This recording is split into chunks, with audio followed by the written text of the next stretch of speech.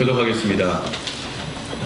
너희가 자기를 위하여 공의를 심고 인애를 거두라. 너희 묵은 땅을 기경하라.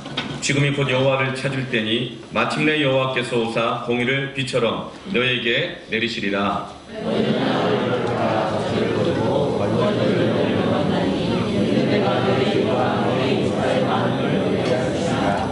그러므로 너희 백성 중에 요란함이 일어나며 내 산성들이 다 무너지되 살만이 전쟁의 날에 베다데를 무너뜨리는 것 같이 될 것이라. 그때 어머니와 자식이 함께 부서졌도다.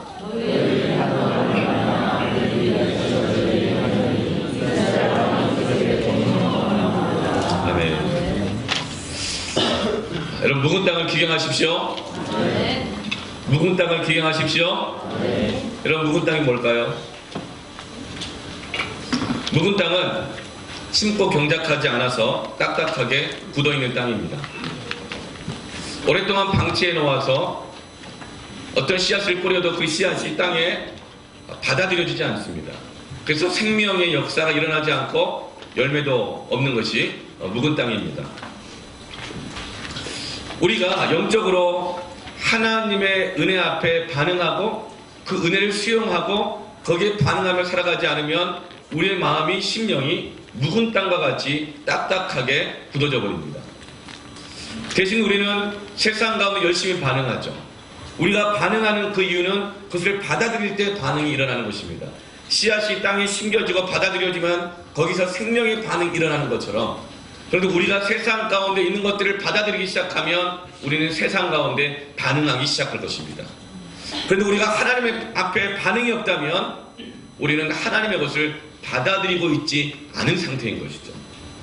우리가 기도에 반응하지 못하고 우리가 말씀에 반응하지 못하고 은혜가 되지 아니하고 거기에 반응하지 못하고 있다면 사실 우리는 그것을 듣기는 하나 받아들이고 있지 않은 상태인 것입니다.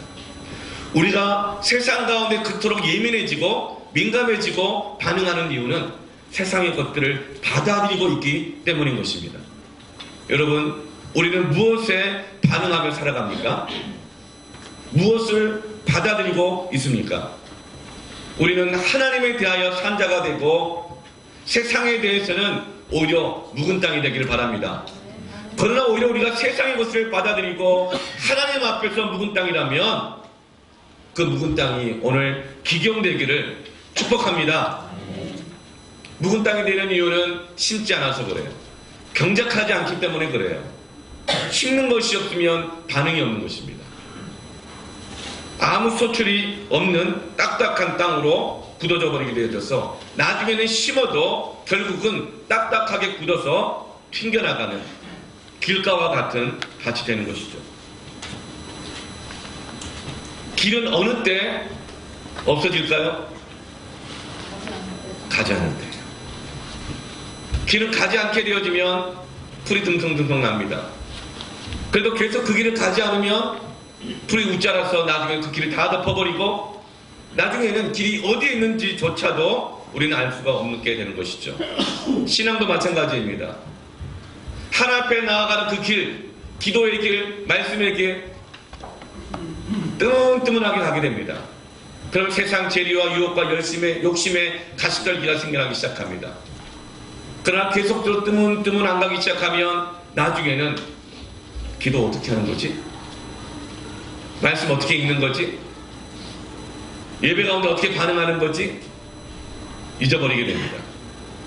요한복음 14장 6절 말씀에 예수께서 이르시되 내가 곧 길이요 진리요 생명이니 나로 말미암지 않고는 아버지께로 올 자가 없느니라. 너무나도 우리는 잘 아는 말씀입니다. 아주 어릴 때부터 들었던 말씀이고 어떤 분은 이 말씀이 새로운 분도 있을 수 있겠죠. 그런데 우리는 이 말씀을 몰라서가 아니라 우리는 이 말씀대로 주께 나아가는 그 길을 기도로 말씀으로 순종으로 나가지 않을 때에 우리는 그 길을 잃어버리게 된다는 것. 그리고 그 땅을 심고 경작하지 않으면 그 땅은 묵은 땅이 되는 것입니다. 하나님은 오늘 우리에게 묵은 땅을 기경하라고 말씀하십니다.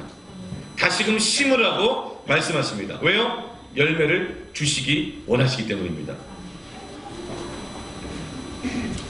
오늘 여러분 예배 가운데 하나님의 말씀을 통해 성령의 역사하심 가운데 받아들이고 순종하여 우리 심령의 밭이 갈아 엎어지기를 축원합니다. 사람들은 저마다 여행 가는 길, 식당 가는 길, 자기가 원하는 길, 자기에게 필요한 길, 내가 살 길은 잘 찾아갑니다. 그러나 여러분, 모든 길 가운데 하나님께 나아가는 생명의 길을 여러분 찾아가시기를 축원합니다. 우리에게 모든 길들이 있지만 예수께로 가는 그 길이 날마다 열려 있어야 됩니다. 주님을 날마다 만나야 합니다. 뜨문뜨문 만나게 되면 주님께 가는 길을 잃어버립니다. 그럼 우리가 기도를 어떻게 하는지 몰라서 못합니까? 안 하니까 못하게 되는 겁니다. 우리가 말씀을 암송하고 말씀 묵상하고 순종하는 것, 그걸 읽을 줄 몰라서입니까? 그러나 말씀을 묵상하고 듣고 순종한 삶을 그 길을 가지 않으면 그를 읽을 줄 알면서도 우리는 말씀의 길을 잃어버리게 되는 것입니다. 여러분 다시 심으십시오. 묵은 땅을 기경합시다. 아멘. 여러분 생명의 길의 특징이 있죠. 넓어요, 좁아요? 좁다 그랬어요. 그 이유가 뭐라 그러죠? 찾는 이가 적기 때문에 그래요. 여러분 생명의 길이 좁은 것이 하나님이 원하시는 걸까요? 넓은 것이 원하는 것일까요? 여러분 생명의 길이 좁은 것은 하나님이 원하시는 것이 아니에요. 근데 좁은 이유는 뭐라고요? 찾는 이가 적기 때문에 그런 거예요. 나중에 그 길을 찾는 이가 없어지면 그 생명의 길이 안 보이게 되는 것입니다. 하나님께서 우리에게 오시는 길, 하나님 앞에 우리가 나아가는 그 길은 시온의 대로라 그랬어요. 넓은 길이라 그랬어요. 그런데 왜 그 생명의 길이 좁고 협착해요? 찾는 이가 적기 때문에 그래요. 사람은 저마다 세상에 반응하고 자기 욕심에 반응하고 음식에 반응하고 자기 욕망에 반응하며 자기 길들을 다 찾아가면서 주께로 나아가는 길을 찾는 이가 적어지니까 좁아져서 나중에는 보이지가 않게 되는 것입니다. 여러분 생명의 길을 가십시오. 그 생명의 길은 날마다 주님께로 나아가는 것입니다. 주님을 만나러 가는 것입니다. 그것이 기도의 자리일 수 있고 말씀의 자리일 수 있고 예배의 자리일 수 있고 봉사의 자리, 순종의 자리일 수가 있는데 우리는 날마다 주님이 기뻐하시는 그 길로 가기를 원합니다. 그럴 때 그 길이 넓어지며 시온의 대로가 되어 부흥의 역사가 일어나는 것입니다. 세례 요한은 주님이 오시는 그 길을 예비하는 자였습니다. 찾는 이가 너무나 적고 저마다 자기 길로 다 찾아다니니까 그 길이 너무나 적으니까 좁아졌으니까 높은 산마다 낮추게 해서 깊은 골짜기마다 도두게 해서 그 좁고 협착한 길을 대로로 만드는 것입니다. 한 사람만 가는 것이 아닙니다. 두 사람이라고 세 사람이라고 찾는 이가 많게 될 때 부흥이 오는 것입니다. 할렐루야. 하나님께서는 오늘 심기를 쉬고 경작을 쉬어서 묵은 땅이 된 것, 그래서 그 어떤 소출도 열매도 없는 그 땅을 기경하기를 원하십니다. 여러분 우리 교회 올해 비전의 구호가 뭡니까? 되살아 나리라. 할렐루야. 여러분 그렇게 희망이 없이 해가지고 되살아나겠어요? 다시 한번 올해 2017년 우리 부흥의 이 비전의 구호가 뭐죠? 되살아 나리라. 할렐루야. 네, 이인중 원사님 요즘 전성기가 다시 오는 것 같아요. 지난주에도 애들한테 뒤지지 않고 손 들어가지고 맞추시는 바람에 애들한테 갈 상품권을 제가 드리기로 했어요. 이게 좋은 거예요. 천국은 침노하는 자의 거실이라. 아멘. 할렐루야. 제가 아마 한 대 딱 또 드리면 그게 저는 3장으로 와서 애들에게 3장을 갈 줄을 믿습니다. 아멘. 네. 되살아 나리라. 뭔가 좋아서 묻잖아요. 지금 기뻐가지고 내게 섬길 수 있는 은혜가 있다니. 네. 어제 첩사대회를 했어요. 네. 되살아난다 첩사대회. A조, B조, C조, D조로 나누어서 했습니다. 근데 제가 B조에 속해 있더라고요. 시작부터 별로 기분이 안 좋았어요. 왜냐하면 이름이 B조잖아요. 자꾸 삐질 것 같고 신학생도 B조는 별로, B형은 뭐 좀 그렇다면서요. 나처럼. 뭔가 구호를 정해야 되는데, B조는 뭔가 약간 구호를 붙이기가 어려운 거예요. A조 얼마나 좋아요. A조는 아싸이, 뭐 이렇게 하더라고요. 네. 에이스 같고, 왠지 좋은 것 같고. C조, 비타민C가 막 생각나면서 구호를 정하기가 되게 좋을 것 같고. D조, 네. 되게 잘해. 막 이런 느낌이잖아요. 네. 그거 지금 좋을 것 같아요. B조, 이름 붙이는 게 좀, 구호하는 게 좀 그랬어요. 그런데 여러분 구호에 이미 승부가 결정난 줄로 있습니다. B조, B조, 삐지지 않고 되살아 나리라. 그래서 우리 구호가 B조, B조, 되살아 나리라. 할렐루야. 죽을만 하면 되살아나고, 죽을만 하면 되살아나고. 뭐가 나와 있는데 도가 나와가지고 이 판 끝난 것 같은데. 그냥 놀랍게도 전도가 돼가지고 하나 엎어가지고 그 다음 천국으로 나와. 3전 전승한 줄로 믿습니다.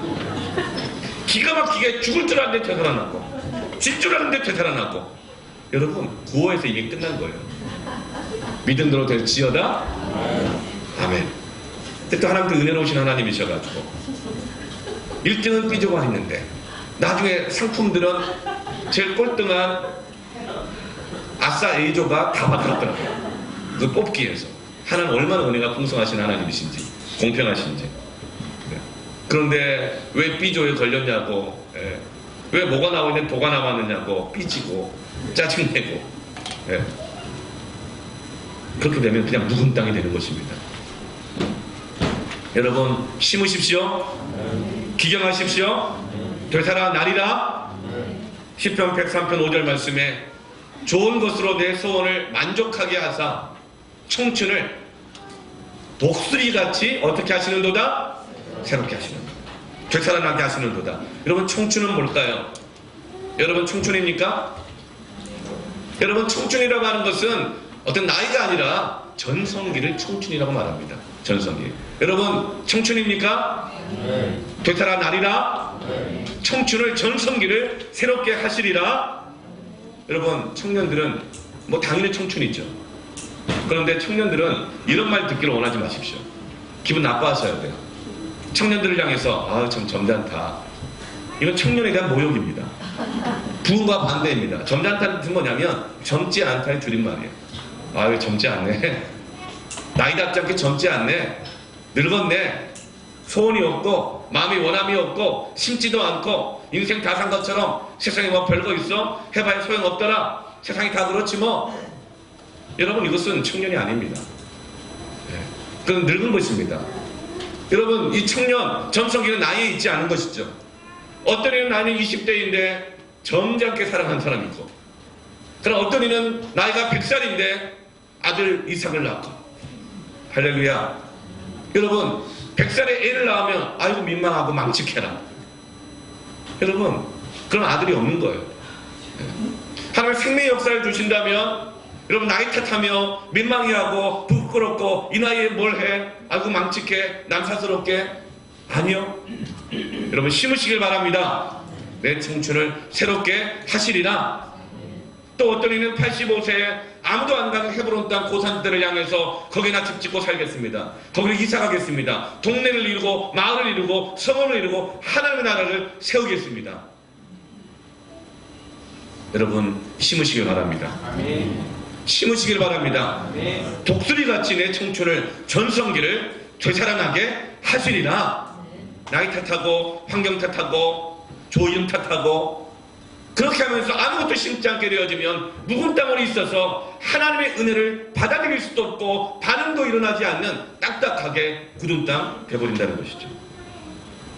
이사야서 40장 29절에서 31절 말씀에 피곤한 자에게는 무엇을 주시며 능력을 주시며, 피곤한 자에게는 우루사를 주시며가 아니라 능력을 주시며, 무능한 자에게는 컨디션을 주는 게 아니라 힘을 더하시나니. 아멘. 소년이라도 피곤하여 곤비하며 장정이라도 넘어지며 쓰러지되 오직 여호와를 앙망하는 자는 새 힘을 얻으리니 무엇같이 독수리가 날개치며 올라간 같을 것이요 다른 박질하여도 곤비하지 아니하겠고 걸어가도 피곤하지 아니하리로다. 되살아 나리라. 묵은 땅이 기경되리라. 여러분 피곤하십니까? 여러분 곤비하십니까? 세계적으로 우리나라에서 유명한 음료가 숙취 해소 음료래요. 이게 세계적으로 유명하더래요. 또 러시아에서 불티나게 팔린대요. 우리나라에서 이 자양강장제, 피로회복제가 1년에 몇 병 팔린 줄 아세요? 1년에 10억 병 이상이 팔립니다. 여러분 그거 마시면 피곤이 풀립니까? 샘이 납니까? 마음에 새로운 소원이 일어납니까? 술 더 먹으려고 컨디션 마시고, 그래서 그냥 더 마시면 더 피곤은 더 지치고, 잠 안 자고 일하려고 커피 마시고, 하여튼 뭐 마시고 하죠. 1년에 10억 병을 마셔도 그 피곤이 가십니까? 소년도 장정도 피곤하며 곤비하며 쓰러지며 자빠질 수밖에 없는 이 세상입니다. 그러나 어떻게 하면 셈을 얻습니까? 여호와를 앙망하는 자마다, 주께로 나아가는 자들마다 셈을 얻게 될 것입니다. 아무리 오래된 땅, 묵은 땅, 100년 된 땅, 85년 된 땅, 아무 일도 일어나지 않은 땅이라 할지라도 여호와를 앙망하는 자마다 묵은 땅이 기경되어 셈을 얻을 것입니다. 새롭게 될 것입니다. 그것이 바로 부흥입니다. 되살아나게 하신 역사입니다. 그래서 하나님은 오늘 우리에게, 이스라엘 백성들에게 묵은 땅을 기경하라 말씀합니다. 그 묵은 땅은 우루사로 절대로 기경 안 돼요. 컨디션은 절대 기경 안 됩니다. 오직 생명의 길, 주께로 나아갈 때만 기경되는 것입니다. 여러분 독수리가 나오죠. 독수리는 성경적으로 굉장히 좋은 짐승의 상징입니다. 독수리는 일정한 때가 되면 환골탈퇴해야 돼요. 독수리의 수명이 약 70년이라고 해요. 그런데 70년인데 40년을 살고 나면 40년 동안 그 부리가 점점 자라요. 발톱도 자라죠. 많이 써먹죠. 그래서 부리가 점점 자라서 나중에 휘어가지고 자기 심장을 찌르게 되어 있어요. 40년쯤 되면.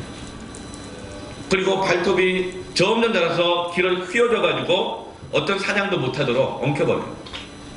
40년 동안 날아다녔더니 날개는, 날개 깃털이 푸석푸석해지고 무거워지고 거칠어집니다. 공기를 담고 있지 못해요. 탄력성이 떨어져가지고 날개짓을 하지 못해요. 무거워요. 그래서 40년이 지나면 독수리는 고민합니다. 살 만큼 살았다. 나도 한때는 전성기가 있었지.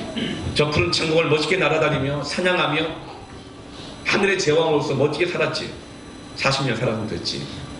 그렇게 하면서 사냥할 수 없는 몸으로 서서히 죽을 것인가? 아니면 독수리는 40년을 맞이하고서 그 무거운 날개짓을 하며 마지막 힘을 다하여 높은 산 꼭대기로 날아올라갑니다. 깊은 계곡으로 들어갑니다.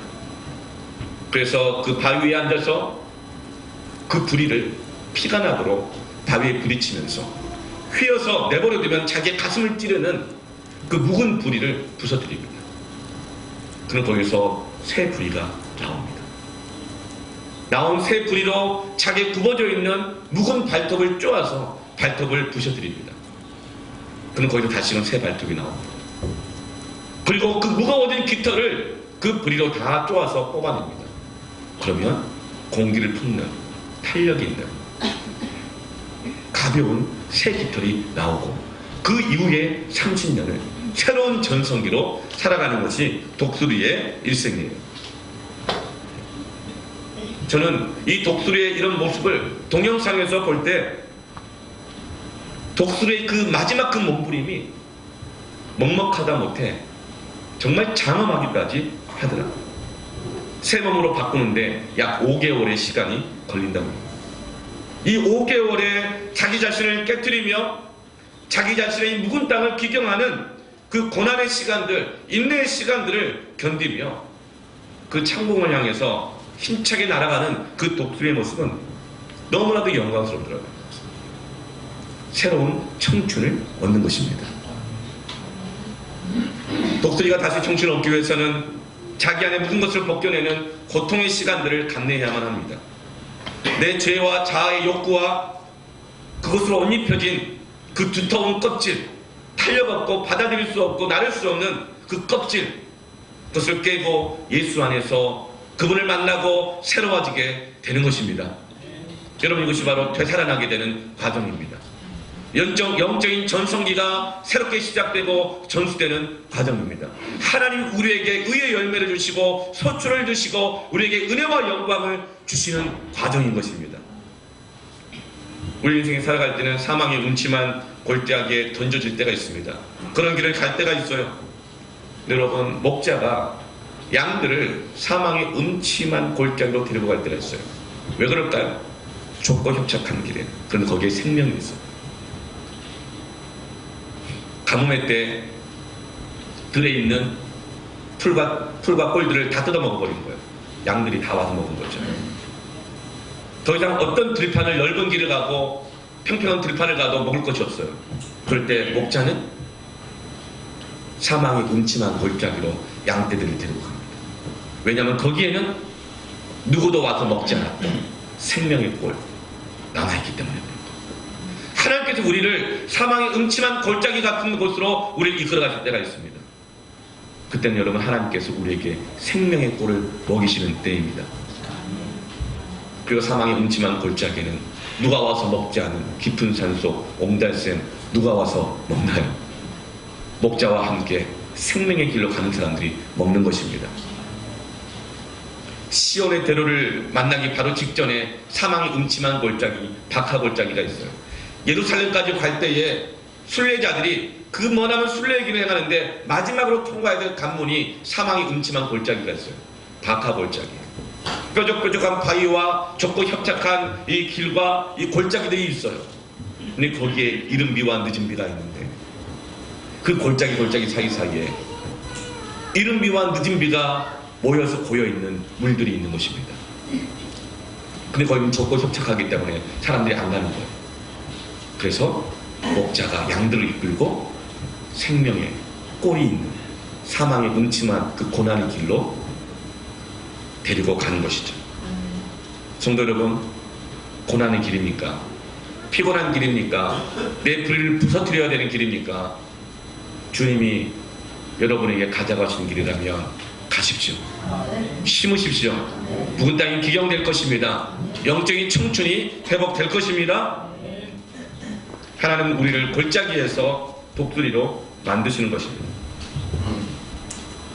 양기업을 하시는 분에게 물어봤어요. 그 닭 한 마리 얼마입니까? 종류보다 다 다르대요. 알 낳는 닭, 육개 다 다르다는 거예요. 물론 토종닭도 있고 오골고기도 있고 다 다르겠죠? 제가 물어봤어요. 그러면 일반 육개로 먹는 닭, 그 영개 있죠?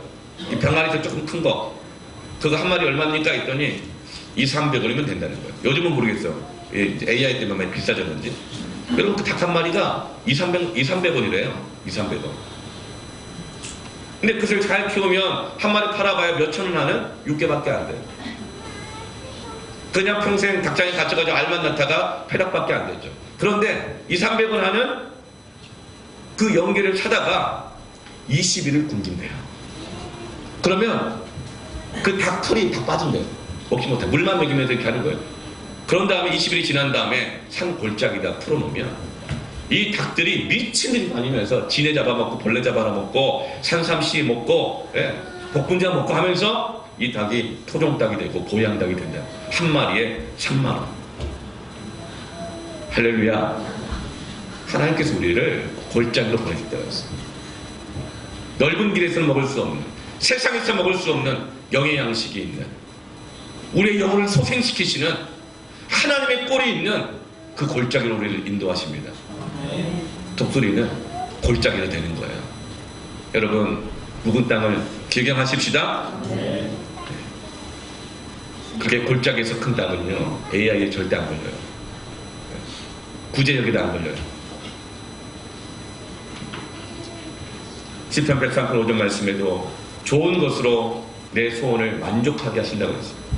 그래서 내 청춘을 독수리같이 새롭게 하신다고 그랬어요. 성도 여러분, 기도하십시다. 하나님 나에게 전성기를 새롭게 주시옵소서. 청춘을 주시옵소서. 하나님 나를 독수리로 만들어 주시옵소서. 하나님 나에게 만족할 만한 소원을 내게 주시옵소서. 그것이 묵은 땅을 기경하는 것입니다. 묵은 땅은 무엇이 기경해요? 심어야 기경돼요. 그리고 하나님이 주시는 그 소원, 그 비전이 우리 마음의 묵은 땅을 기경하는 것입니다. 고난의 골짜기에서만큼 주님을 민감하게 느낄 때가 없어요. 넓은 길, 먹을 것이 많은 들판에서는 목자의 음성이 잘 안 들려요. 그러나 골짜기, 캄캄한 곳, 목자의 음성이 얼마나 예민한지 몰라요. 목자가 내 옆에 조금이라도 떨어질 것 같으면 불안해가지고 못 견뎌도 내가 먼저 달려가요. 목자가 오라고 하기도 전에 달려가요. 그러나 세상의 욕심에, 정욕에, 넓은 길에 만족하고 그 소원으로 살아가다 보면 목자의 음성이 짜증나요. 왜 부르냐는 거예요. 왜 부르냐는 거예요. 전혀 친밀하게 안 느껴져요. 불편하기 짝이 없고 짜증나고 간섭하는 것 같고 시키는 것 같고 권위적인 것 같고, 그러나 골짜기에서 난 거예요. 내가 먼저 가는 거예요. 주님 떨어져 있으면 불안해요. 주님의 음성이 그렇게 민감해져요. 주님의 임재를 느끼기 시작해요. 예배는 골짜기에서 회복됩니다. 주님과의 친밀함도 골짜기에서 회복됩니다. 삶이 고난스러울수록 주를 찾으십시오. 예배가 회복될 것입니다. 삶이 고난스러울수록 뜨문뜨문 주님 찾지 말고 주님 앞에 더 나아가십시오. 하나님의 임재가 무엇인지 알게 될 것입니다. 그곳 가운데서 그 무엇으로도 회복될 수 없는 우리의 영이 살아나게 될 것입니다. 그래서 베드로가 고난 속에서 자기 실망하여 예루살렘을 버리고 떠나가고 도망가고 있을 때 예수님이 찾아오셔서 다시 말씀하시나요? 베드로야, 네가 어디를 가느냐? 베드로를 또 말해요. 거바디스 고민해.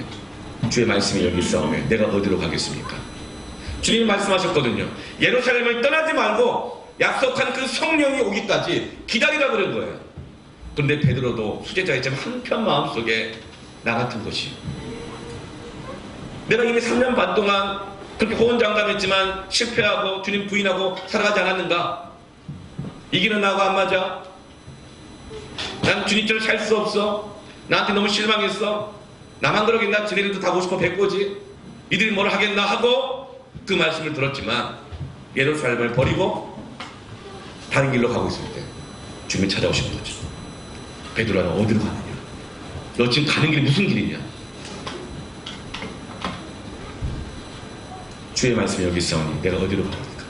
다시 베드로는 예루살렘으로 발걸음을 돌이켜서 그 정말 이 시덥지 않은 그 사람들 함께 모여서 약속하신 대로 예루살렘을 떠나지 않고 성령을 기다리고 성령을 받아 이제는 그들이 예루살렘과 온 유대와 사마리아 땅끝까지 증인이 된 것입니다. 여러분, 우리는 하나님의 일을 감당하기 전에 우리의 묵은 땅이 기경되어야 할 것입니다. 성령을 구하십시오. 말씀을 심으십시오. 다시금 기도의 자리에 나아가십시오. 말씀의 길에 들어서십시오.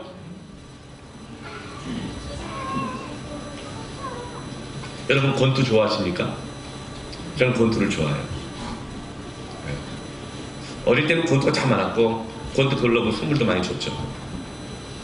그래서 꼭 사고는 부모님이 집에 없을 때 나요. 그래서 제가 권투 글러브가 있었는데 저보다 이 4살 위인 저희 형님이 제가 그렇게 권투를 하자고요. 뻔한데. 그래서 제가 권투를 했죠. 부모님이 안 계시는 동안에 했는데 저희 형이 이가 2개가 부러졌어요. 이가 2개. 근데 할 말도 없어요. 자기가 하자고 그랬으니까. 키도 저보다 머리 하나 커요. 그때나 지금이나 똑같이. 네. 마치 다윗에게 골리앗이 쓰러지는 것처럼 이가 2개 부러졌어요. 그래서 지금도 사과를 제대로 못 먹어요. 아삭 못 먹어요. 김치 아삭 이런 거 몰라요. 그러다가 이가 부러지기 때문에. 제가 때려서 그런 게 아니고 저희 형님 저를 때렸는데 제가 맞고 뒤로 넘어질 걸 하다가 저희 형님의 허리를 탁 잡은 거예요. 그래서 제가 너무 같이 넘어졌는데 키가 하나 머리가 더 크니까 머리가 땅에 부딪혀가지고 이 부러졌더니 이가 부러진 거죠. 성경 권투를 좋아해요. 그런데 사실 뭐 잘하거나 하는 것 자체를 좋아한다기보다 보는 걸 좋아해요. 한때 권투 선수였고 한국 랭킹 4위까지 올라간 한 형제가 있어요. 그 형제한테 제가 물어봤어요. 너 시합 링에 올라갈 때 코치가 너한테 제일 많이 하는 말이 뭐냐? 그랬더니 이렇게 얘기한대요. 너 맞을 때 맞더라도 눈 뜨고 맞아라. 이 말 안 돼. 그냥 맞으면 안 돼. 눈 뜨고 맞아. 이렇게 말한대요. 지금 그 친구가 지금은 안산 거기서 권투 체육관을 열어 관장이에요. 그런데 지금이 자기 그 말 똑같이 한대요. 링에 올라가는 선수한테 맞을 때 맞더라도 눈 뜨고 맞아 이 말을 한다는 거예요. 왜요? 잽으로 맞았는지 훅으로 맞았는지 그래야 다음에 그 잽으로 훅으로 또 안 맞고 대비한다는 거예요. 그런데 눈 감고 맞으면 아파 이걸로 끝난다는 거예요. 아픈 것밖에 없다는 거예요. 인생을 돌아보니 70여 80이나 돌아보면서 자랑할 것은 수고와 슬픔뿐이로다. 눈 감고 맞으면 눈 감고 사망의 음침한 골짜기를 다니면 넘어지고 자빠지기만 하고 아픈 것밖에 없는 것입니다. 상처밖에 없고 슬픔밖에 없고 상처밖에 안 남는 거예요. 그러나 고난의 길을 갈 때 눈 뜨고 하시길 바랍니다. 눈을 떠야 된다는 거예요. 깨어 있어야 된다는 거예요. 왜요? 베드로전서 5장 7절 9절 말씀에 너희 염려를 다 주께 맡기라. 이는 그가 너희를 돌보심이라. 근신하라. 깨어라. 너희 대적 마귀가 우는 사자같이 두루다니며 삼킬 자를 찾나니 너희는 믿음을 굳건하게 하여 그를 대적하라. 이는 세상에는 너희 형제들도 동일한 고난을 당한 줄 알미라. 이런 고난당한 사람이 너무나 많다는 거예요. 이런 사망의 음침한 골짜기 나만 가는 것이 아니라 굉장히 많다는 거예요. 왜요? 이 믿음의 길, 순례의 길에서 우리가 그 생명의 길을 이탈하여 넓은 길에서 먹고 살다가 죽도록 만들기 위한 마귀와 사단이 두루 삼킬 자를 찾고 다니기 때문에 이 세상에는 고난의 길, 사망의 길을 걸어가고 있는 사람이 너무나 많은데 그때 염려로 눈 감고 살지 말고 근심으로 눈 감고 살지 말고 오히려 염려가 있고 근심이 있을 때 눈 똑바로 뜨고 깨어서 목자를 찾고 목자와 함께 동행해라. 아멘. 그리고 마귀를 대적해라. 염려 가운데서 깨어있기를 바랍니다. 힘들다고 어렵다고 왜 내 인생을 이렇게 만들었어? 누구 때문이야? 그렇게 하면서 눈 감고 있지 말고 오히려 그때일수록 깨어서 주를 찾으십시오. 그때가 기도해야 될 때입니다. 오늘 말씀하잖아요. 너희가 자기를 위하여 공을 심고 인애를 거두라. 너희 묵은 땅을 기경하라. 언제가?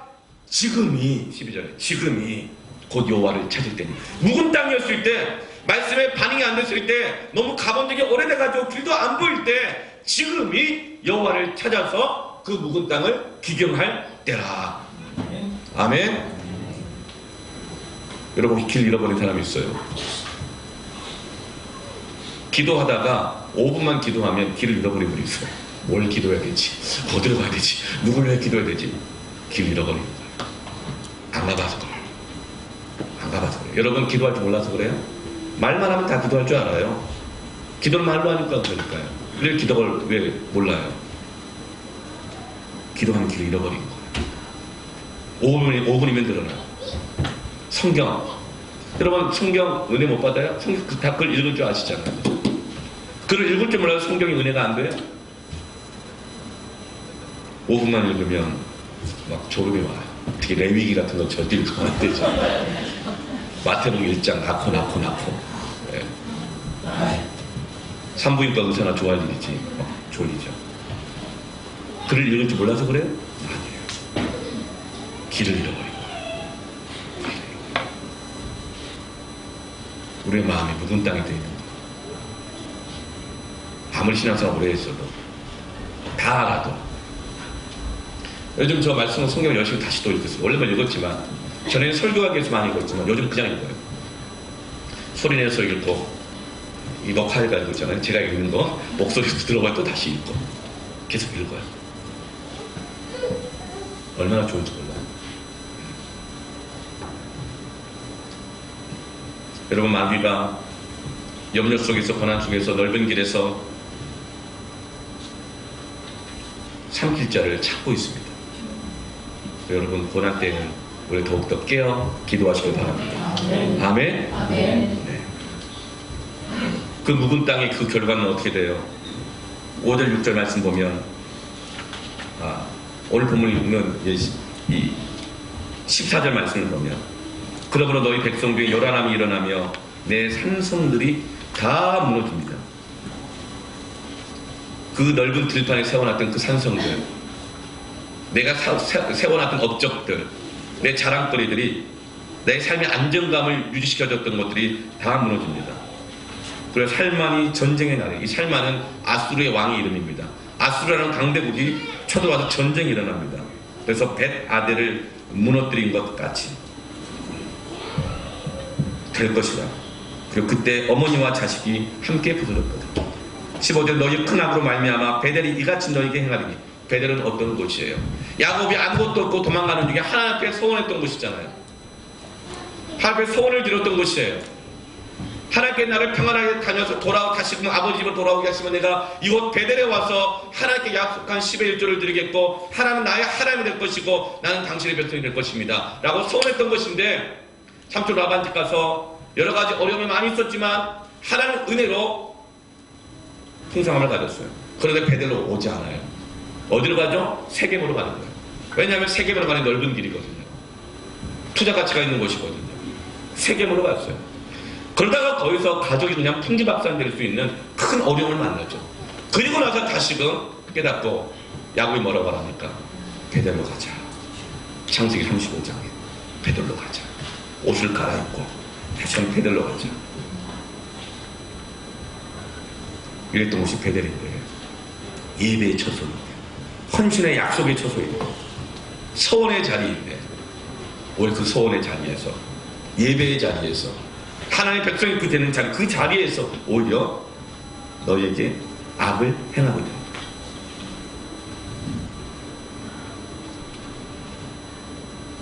13절 말씀에 너희는 악을 받거나 죄를 거두고, 세상에만 계속 반응하면서 세상에서만 좋은 땅이 되어 있고 하나님 앞에서는 악을 받거나 묵은 땅이 되고 있는 거예요. 죄를 거두고 거짓의 열매를 먹었다. 여러분, 묵은 땅의 특징이 있습니다. 죄와 거짓입니다. 묵은 땅의 특징은 거짓이에요. 거짓. 묵은 땅의 특징입니다.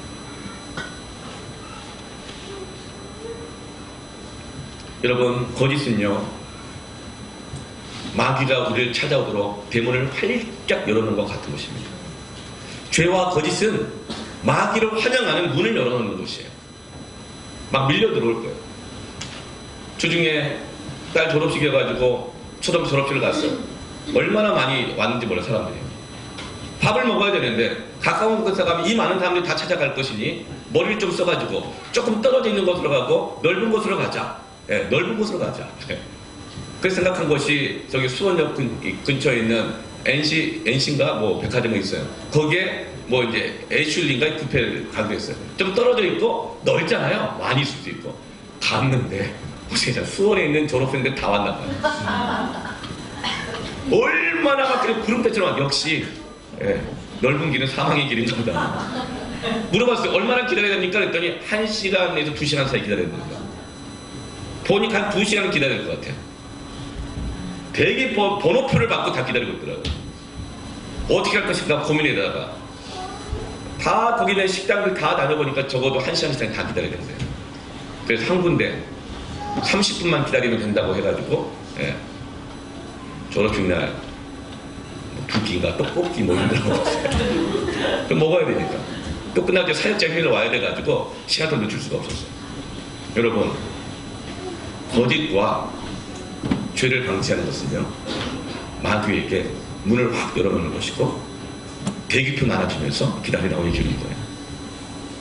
그럼 마귀가 훅으로 들어오고 엎어으로 들어오고 뒤통수 치고 배 치고 이렇게 치고 저렇게 치고, 마치 아수르의 왕 살만이 군대를 이끌고 쳐들어와서 그 집을, 성을 다 무너뜨려버리고 자식을 무너뜨리는 것 같은, 그것이 바로 죄와 거짓의 문을 열어놓는 것입니다.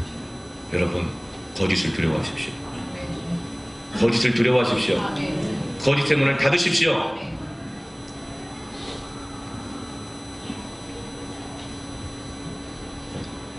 이와 같이 묵은 땅이 되고 하나님의 징계와 심판이 오게 된 그 이유를 13절 말씀에 이는 내가 내 길과 내 용사의 많음을 의뢰하였습니다.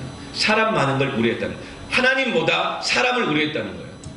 하나님보다 사람을 더 두려워했다는 것입니다. 여러분, 우리는 그러기 쉬워요. 여러분, 목회자도 그럴 수 있죠. 목사가 성도들 두려워하기 시작하면 교회 안 됩니다. 죄의 문이 열리고 사단이 막 침범합니다. 목사는 성도를 사랑해야죠. 목사는 하나님을 두려워해야 합니다. 아멘? 여러분을 제가 두려워하게 하지를 마시길 바랍니다. 뭐 두려워하지도 않지만, 예.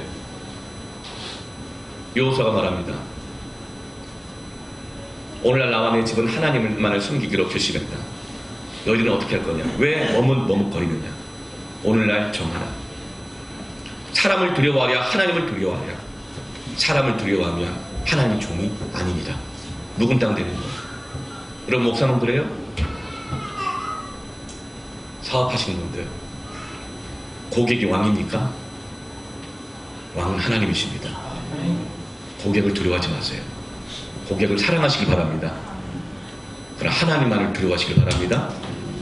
부모 여러분, 자식이 왕이에요? 자식 벌벌 떠 두려워요? 신앙생활 안 됩니다. 자식을 사랑하십시오. 하나님을 두려워하는 것이, 왕 대신 하나님을 두려워하는 것이 자식을 살리는 길입니다. 가장 여러분, 하나님을 두려워하십시오. 경외하십시오. 그래야 가정의 묵은 땅이 기경되는 것입니다. 사람 두려워하고 우려하면 아무것도 못합니다. 아무 일도 일어나지 않습니다. 묵은 땅이요 죽은 땅이 될 뿐인 것이죠. 존경하는 고 박윤선 목사님, 성경 66권의 모든 주회를 하신 분이시죠. 그분이 살아계신 동안에 이렇게 신학생들에게, 후학들에게 이렇게 말씀하는 것을 잊지를 못해요. 이렇게 말씀하셨습니다. 그때는 한국교회가 1000만이 넘는 성도를 자랑할 때였고, 메가처치들이 수만 명의 교회들이 건축되고 있을 때였어요. 선교의 부임이 막 일어날 때였어요. 그때 이렇게 말했습니다. 지금 한국교회는 예수님의 말씀대로 하다가 문 닫은 교회가 없어서 문제입니다. 이것이 반드시 문제가 될 것입니다.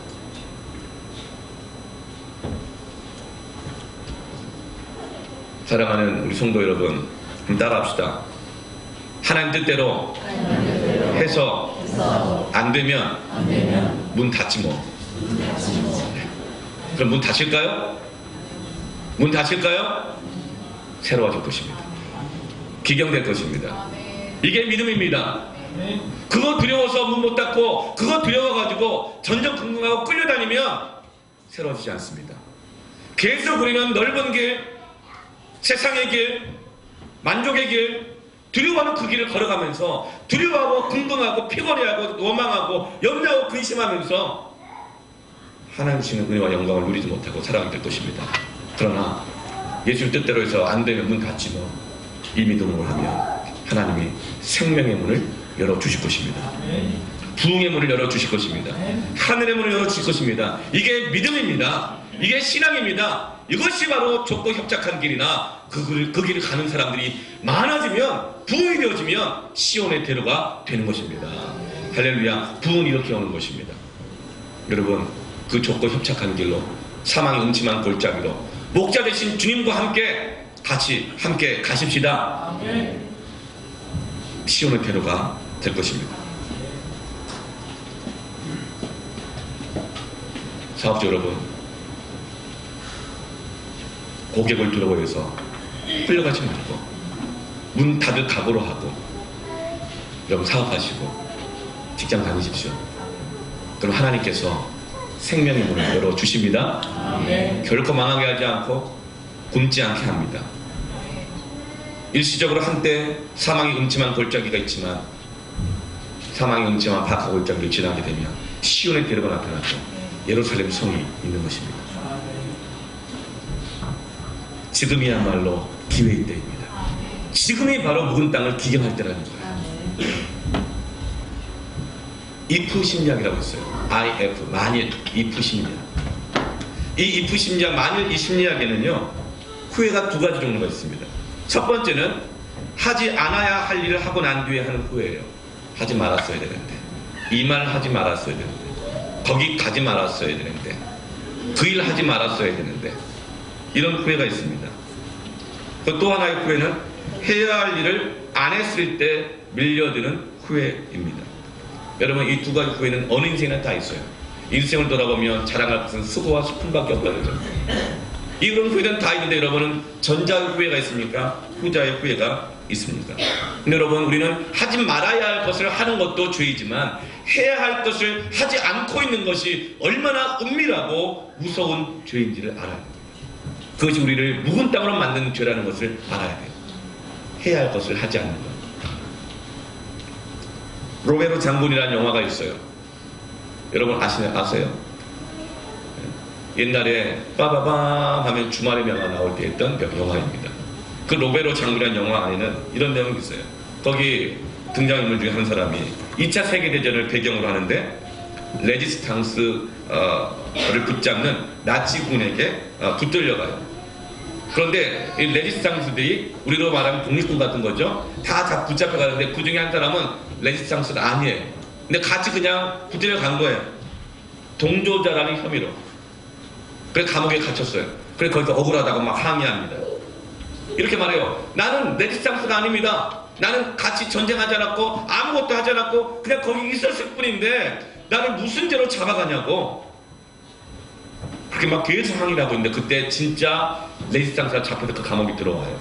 근데 계속 그 항의하는 그 사람을 향해서 준엄하게 꾸짖습니다. 당신이 이 시대에 아무것도 하지 않은 것이 죄입니다. 이 민족이 나치의 학정의 잿더미가 되어가고 있고 죽어가는 사람들이 불의가 판치고 죄악의 판전의 이 시대에 아무것도 하지 않는 것이 죄입니다. 심지 않으면 묵은 땅이 됩니다. 죄의 문이 열립니다. 여호와를 찾지 않으면, 순종하지 않으면 거짓의 문이 열립니다. 살만이 아수르의 군대가 밀려들어옵니다. 성이 부서집니다. 가족이 깨어집니다. 여러분, 이 시대 특검, 헌재, 태극기 부대와 촛불 부대가 이제 막 부딪힙니다. 이제는 뭐가 옳은지 그런지도 막 헷갈립니다.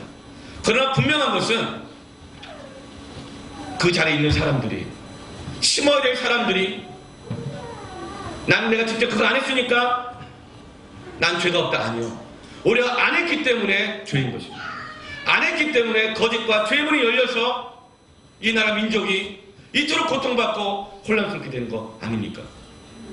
여러분, 하나님의 백성들이 심어야 할 것을 심지 않으면 묵은 땅이 됩니다. 기도해야 될 때 기도하지 않고, 주의 말씀대로 살아가야 되는데 말씀대로 살아가지 않고, 주의 음성이 귀찮고 짜증나고 왜 오라고 그러느냐고, 묵은 땅이 됩니다. 그때 죄의 문이 열립니다. 거짓의 문이 열립니다. 지금이야말로 이 묵은 땅이 기경되어야 할 때인 줄로 믿습니다. 묵은 땅을 바꾸려면 심어야 돼요. 여러분, 이 묵은 땅을 옥토로 바꿀 때 어떤 사람이 이렇게 합니다. 거름을 자꾸 줘요. 여러분, 심지 않고 거름만 좀 어떻게 된 줄 아세요? 그 땅이 아예 썩어버립니다. 이 시대에 이 영적인 신앙 서적, 신앙 훈련, 선교단체, 우리 좋은 교회들 인터넷만 키면 유튜브에서 그 유력한 은혜 있는 설교들이 막 쏟아져 나오고 찬양이 쏟아져 나오는 이때에 심지 않고 영적 자양분을 그 밭에 뿌리기만 하면 다 썩어버려요. 냄새가 얼마나 나는지 모릅니다. 묵은 땅을 기경하는 방법은 먼저 심어야 합니다. 심기를 바랍니다. 심어야 돼요. 양분만 먹어서는 안 돼요. 거의 사단의 마약과 같은 것이라는 것을 알아야 합니다. 심을 때에 옥토가 되는 것입니다. 심지 않으면 딱딱해집니다. 심지 않고 거름만 주면 썩습니다. 심어서 그 뿌리들이 딱딱한 땅을 뚫고 고난의 골짜기를 통과하며 땅에 들어가서 그 뿌리들이 딱딱해 굳어진 땅들을 부수고 부드럽게 하고 틈을 만들어서 비가 오면 물이 스며들고 햇볕이 스며들고 공기가 스며들고 할 때 그 땅이, 묵은 땅이 옥토가 되는 것입니다. 그래서 묵은 땅을 심어야 경작되는 거예요.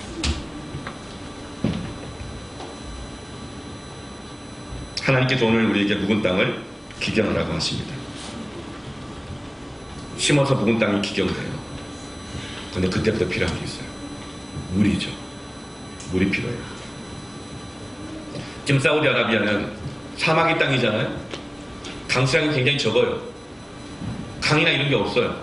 이집트는 나일강이 있고 뭐 다 있지만 사우디에는 강이 없어요.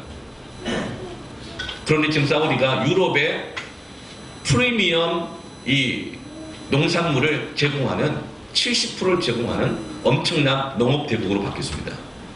사우디는 자기들이 기름이 떨어져 갈 때를 미리 예상하고 수십 년 전부터 신동아 건설 불러다가 사막이 기적, 사막이라 수로를 만들고 해서 농업으로 준비하고 있었어요. 지금 사우디는 유럽에다가 최고의 농산물을 공급하는 프리미엄 농업 국가예요. 처음에는 이 사우디가 어떻게 했냐면 해수 담화 시설을 만들었습니다. 공장을 만들어야 되니까, 농사도 지어야 되니까. 해수 담화 시설은 바닷물을 끓여서 수분만 뽑아내는 거예요. 그래서 물을 만드는 것이죠. 그렇게 해서 농사를 지었는데 여러분, 이 물은요, 야채가 자라게 하다가 열매를 못 맺어요. 왜냐하면 끓이고 인위적으로 만드는 과정을 통해서 물에 수분만 나오지 양분이 하나도 없는 거예요. 자라기는 하나, 열매가 안 맺혀요. 담화시설로 만든 물은 공장만 돌릴 뿐이에요. 생명의 역사가 안 일어나요.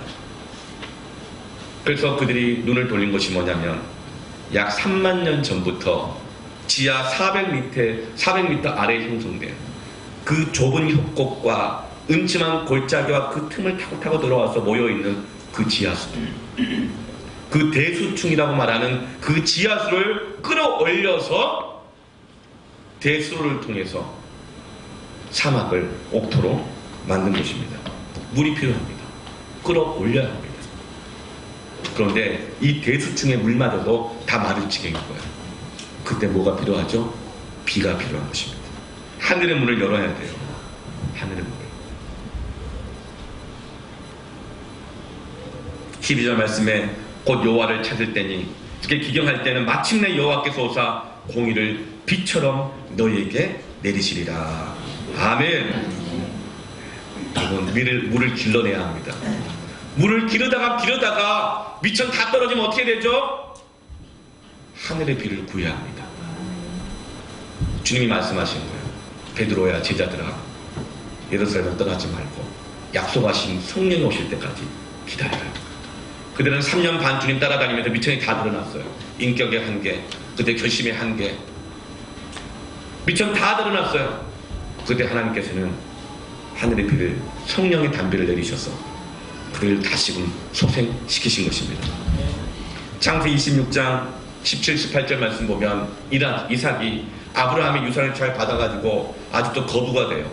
그래서 그랄 땅에 가서 목축을 하고 사는데 물이 다 떨어진 거예요. 우물의 물이 다 떨어지다 보니까 그랄 사람들과 함께 분쟁이 일어났어요. 쫓겨나게 날판인 거예요. 근데 어디로 가서 우물을 구합니까? 물을 구합니까? 그때 이삭이 이렇게 합니다. 이삭이 그것을 떠나 그랄 골짜기에 장막을 치고 거기 거류하며 그 아버지 아브라함 때 팠던 우물들을 다시 팠으니. 이게 중요한 거예요. 여러분, 어디에 물이 있어요? 여기저기 찾아 헤매다가 목말라 죽어요. 하나님께서 우리에게 주셨던 아브라함의 우물들이 있습니다. 그 길이 협착해 보여요. 좁은 길 같아요. 여러분, 주일 성수 구태의연하게 느껴집니까? 11조 뭐 율법 같습니까? 새벽기도 이 시대에 안 맞는 것 같습니까? 여러분, 아브라함의 우물들을 파십시오. 아멘. 아멘.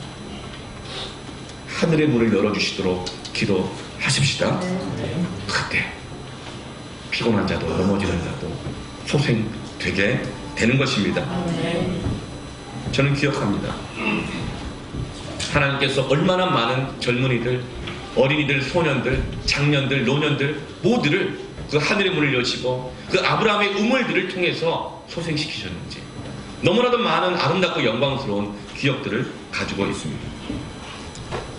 21일 동안 새해 1월 1일부터 21일 동안 쉬지 않고 새벽을 깨우며 기도하기로 결심했습니다.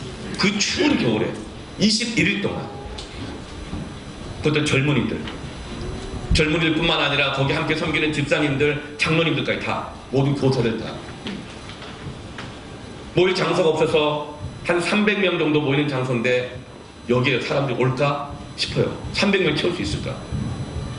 그것도 21일 동안 그러나 사람을 찾고 구하며 한 사람 두 사람 좁고 협착한 길을 들어서기 시작할 때 그것이 대로가 되자 300명 모이는 장소에 1000명에 가까운 젊은이들, 장로님들, 집사님들, 선생님들 21일 동안 1000명에 가까운 사람들이 바닥에 앉고 강대상에 앉고 로비에 앉고 문 다 열어놓고 벌벌 떨면서 화장실 앞에 앉고 21일 동안 새벽을 깨웠던 그 기억들이 있어요. 그 새벽에 주님을 만나고 성령 은사를 받고 비전이 새로워지게 되어지고 가정이 회복되게 되어지고 병이 떠나게 되어지고 상한 마음이 치료를 하게 되어지고 하나님의 임재를 경험하게 되는 소생의 은혜의 부흥의 때가 온 것입니다. 아멘. 그것이 바로 아브라함의 우물들입니다. 저는 그것은 지금도 유효하다고 믿습니다. 다른 길 없어요. 넓은 길은 아니에요. 좁고 협착한 사망 음침한 골짜기를 주님과 함께 가십시다. 아멘. 우리 섬김이들은 이미 시작했어요.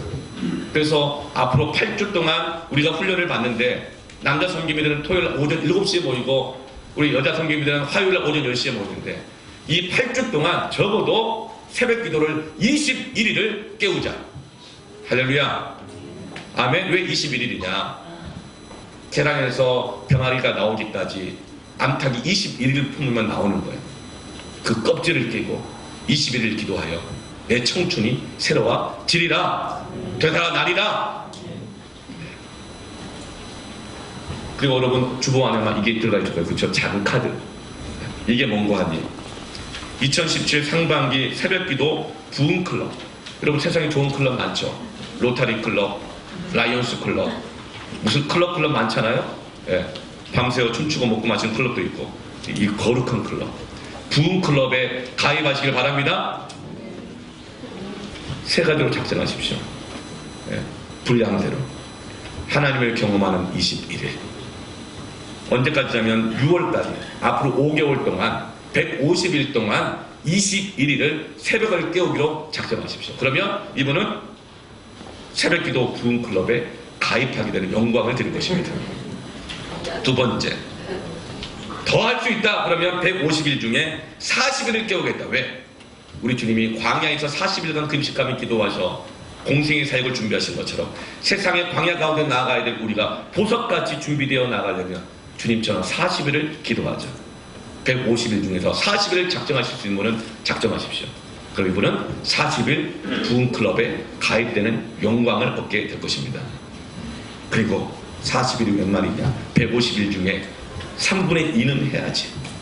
우리 믿음의 선조들의 예수 안 믿는 사람도 100일 치성을 드렸는데 이 세상의 이 우상과 이단의 신앙을 깨뜨리고 나아가려면 우리는 100일 이상이 되지 않겠는가 해서 100일 새벽기도 작정을 하시는 분은 이 부흥클럽에 가입을 하게 할 거예요.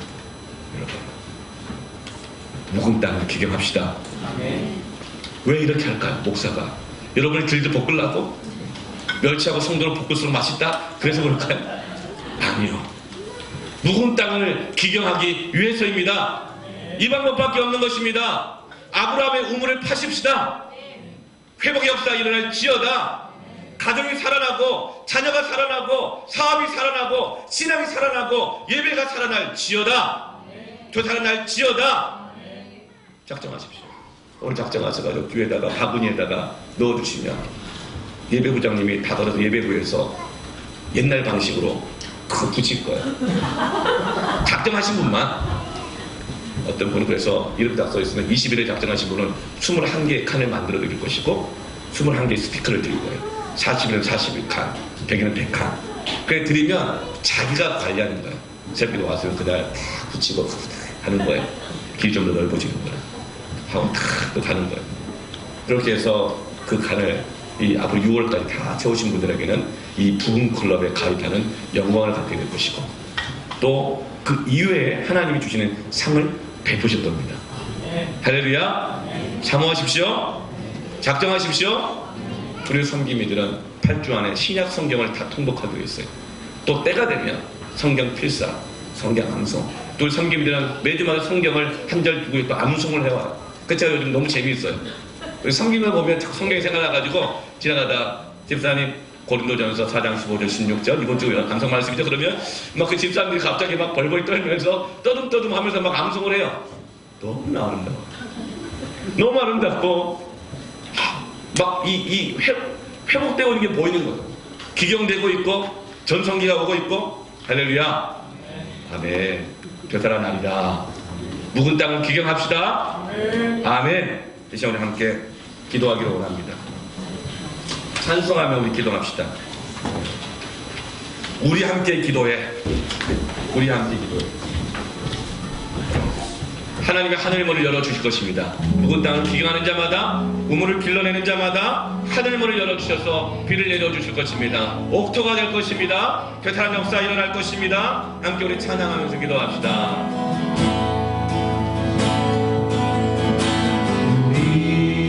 우리 함께 기도해. 주 앞에 나와 무릎 꿇고 주 앞에 나와 무릎 꿇고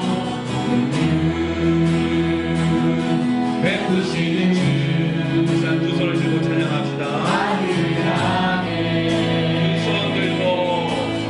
두 손 들고 우리 함께 기도해. 함께 기도해. 주 앞에 나와 주 앞에 나와 무릎 꿇고 베푸시는 주 나를 향해 두 손 들고 하늘이 열리고 은혜의 비춤이 이 땅 가는 내리도록 마침내 주고 오셔서 의의 비춤이 우리 위에 부으시 함께 기도합시다. 하늘문을 열어 주시옵소서. 아브라함의 우물을 기르게 하여 주옵소서. 하늘의 비를 내려 주시옵소서. 성령의 비를 내려 주옵소서.